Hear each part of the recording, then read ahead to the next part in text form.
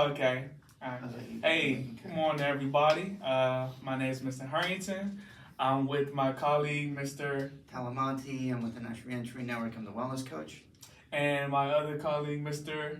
I'm Mr. Sellers. I'm the project coordinator here at the organization. Glad to be here today. And I am the outreach coordinator of the National Reentry Network for Returned Citizens as well. This is our debrief that we want to share with you all about what we had experienced yesterday on Minnesota Avenue. So I'm gonna start off with my main man, Mr. Talamonte. So what you think about yesterday?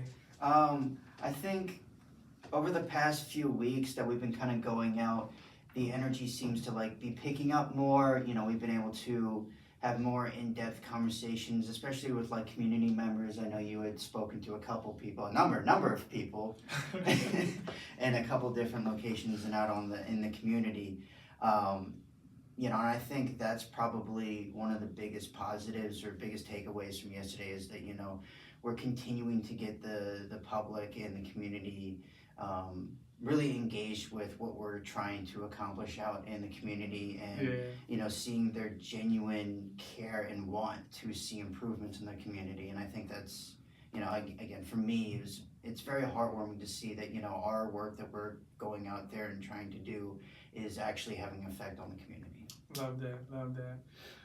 What about you, my good old supervisor? What'd you think about yesterday? Yeah, I want to first say that there is no I in team. So we are doing this work in community here at the organization, and I think each one of us have strengths that we bring to the community engagement that we do.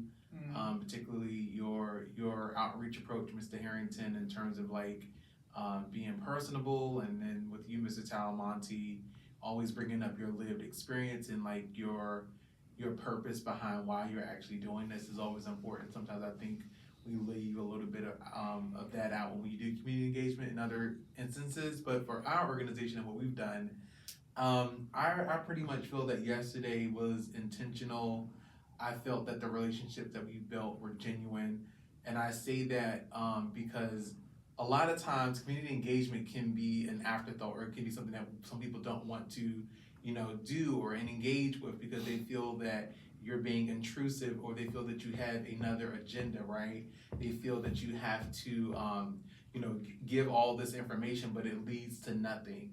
And I feel like what Mr. Talamonte was saying about the receptivity over in Main Street, Minnesota Avenue, whether it was Ms. Fisher over at MedStar Family Life Choices, for example, she was happy about what we were talking about, and she connected from the experience that if a person has been kind or has extended some type of opportunity, support, services to you, and giving you a way to empower or make a positive change in the community, then that's someone else's responsibility to take the torch and keep it going, right?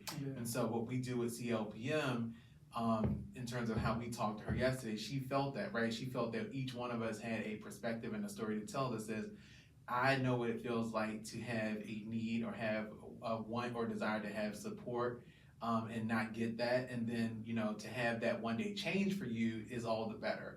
So whether it's us partnering with organizations, stakeholders, nonprofits, libraries, so on and so forth, the crux of what I'm getting at is that we cannot be unintentional about relationship building, because the only way to really grow this model is through face-to-face human interaction and making an actual connection with a human being in a sincere and honest way about making that positive change, and then doing away with hurting people.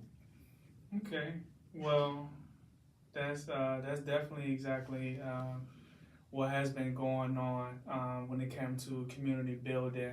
For me yesterday, what really stood out to me was when I engaged with Desiree, the community member, and she was about to walk away before we had a chance to share a little bit about our organization. So when I told her why we were out here, she looks forward to the circle keeping, once we, continue to build relationships with the community stakeholders and the business stakeholders.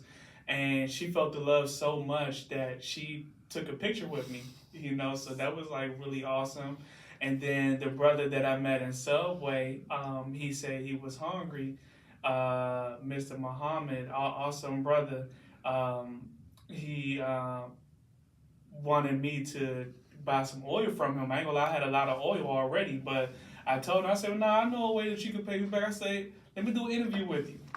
And he was like, yeah, cool, we know why not. So I bought some Subway, and I was able to have that heart-to-heart conversation that made him want to open up more to share a little bit about the issues in the community and what we should do together to support each other and heal each other in the community of Minnesota. So yeah, I look forward to continuing to being out there, being welcomed back into the community, and continue to see the growth in community building as well.